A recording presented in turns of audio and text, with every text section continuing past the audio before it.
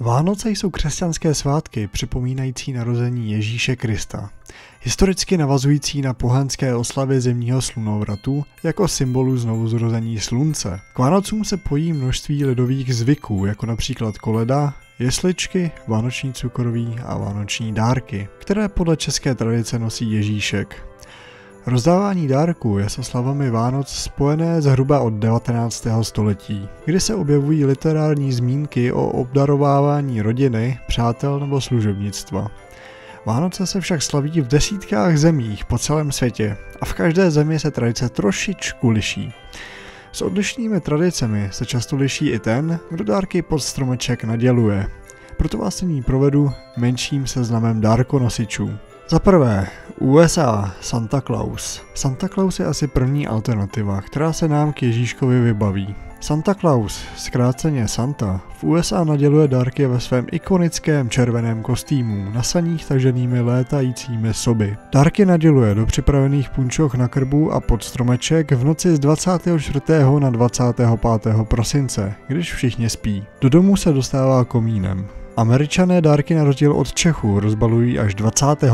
prosince ráno, avšak ti, co byli celý rok zlobeví, obdrží pouze kus uhlí. Postava Santy je odvozená od nizozemského Sinterklaase, tedy svatého Mikuláše. Jehož legendy do Ameriky přivezli nizozemští přistěhovalci v 17. století. Svou slavnou podobu ale získal až po roce 1863. Tehdy Thomas Nast nakreslil obtloustlého a zarostlého Santu pro časopis Harper's Weekly. Kromě Spojených států Santa roznáší dárky ve spoustě dalších zemích, například v Kanadě, v Austrálii nebo v Thajsku. Za druhé, Rusko. Děda Mráz. Ve slovanské mytologii je Děda Mráz nositelem zimy, vládcem chladu. Postava však výrazně za roky změnila svůj charakter. V Sovětském svazu začal být propagován jako hlavní postava zimy. Měl tak vyřadit Ježíška a Vánoce a hlavním oslavovaným svátkem se stal Nový rok. Po něm nyní Děda Mráz rozváží v Rusku dárky. Dědu Mráze vždy doprovází jeho vnučka Sněhuročka. Dále jezdí na saních se spřežením bílých koní a vypadá velmi podobně jako Santa Claus. Také je to obtloustlý starý muž s dlouhými bílými vousy a vlasy. Vánoce v Rusku připadají v juliánském kalendáři na 7. leden. Tento kalendář je o 13 dní opožděný za naším gregoriánským. Za třetí, Island. 13 mužíků. Yule Lads, někdy nazývaný Yuletide Lads nebo Yulemen, jsou synové Greely a Lepalujího. Jde o skupinu 13 zlotřilých šprýmařů, kteří kradou nebo i jinak obtěžují obyvatelstvo. Všechny mají popisná jména, která obecně vyjadřují jejich oblíbený způsob, kterým škodí. Přicházejí jeden po druhém během posledních 13 zbývajících nocí do Vánoc. Drobné dárky nechávají v botách, které děti pokládají na okenní parapety, ale pokud bylo dítě neposlušné, nechají v botě místo toho schnilou bramboru. Obvykle jsou zobrazováni v pozdně středověkém islandském oblečení a někdy jsou zobrazeni v kostýmu, který tradičně nosí Santa Claus, zejména na dětských akcích. Mužíci přijíždějí během posledních 13 nocí před Vánocemi, jak jsem už říkal. Počínaje 12. prosincem. Následně po dosažení 24. prosince pak jeden z nich odjíždí každý den v pořadí, ve kterém dorazili. Tedy každý z nich zůstává 13 dní. Zde je tabulka, kdo kdy přijíždí a odjíždí. Za čtvrté, Velká Británie. Otec Vánoc. V Anglii nosí dárky Otec Vánoc, neboli Father Christmas. Cestuje v kočáru taženém soby a dárky naděluje v noci do punčok zavěšených na krbu. Dárky se rozbalují až druhý den, tedy 25. prosince.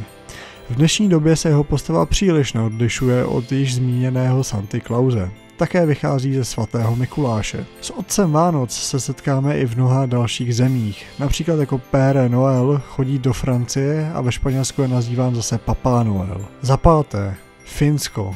Joulupuki. Jméno finské mýtické postavy Joulupuki doslovně znamená vánoční kozel. Tato postava v současné době vypadá spíše jako jeho americká verze Santa Claus. Jedná i podobně jako on. Přesto se však najdou patrné rozdíly. Joulupukiho dílna je umístěna v Korvatunturi ve finském Laponsku a na místo prolezání komínem během vánoční noci volí jiný způsob rozdávání dárků. Joulupuki, kterého již tradičně hraje otec, dědeček či strýc, klepe na vchodové dveře během štědrovečerní večeře a při vstupu vysloví tradiční otázku. Onko täällä kilttejä lapsia? Jsou zde nějaké hodné děti?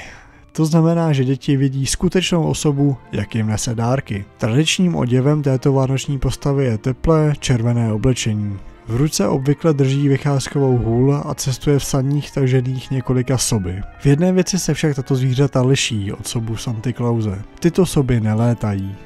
To je pro tohle video vše. Doufám, že se vám líbilo. Můžete lajkovat a odebírat, pokud se vám moje tvorba líbila. Také pokud vás zajímá celý seznam toho, jaká vánoční postava kde působí, tak v popisku na něj najdete odkaz. Na viděnou.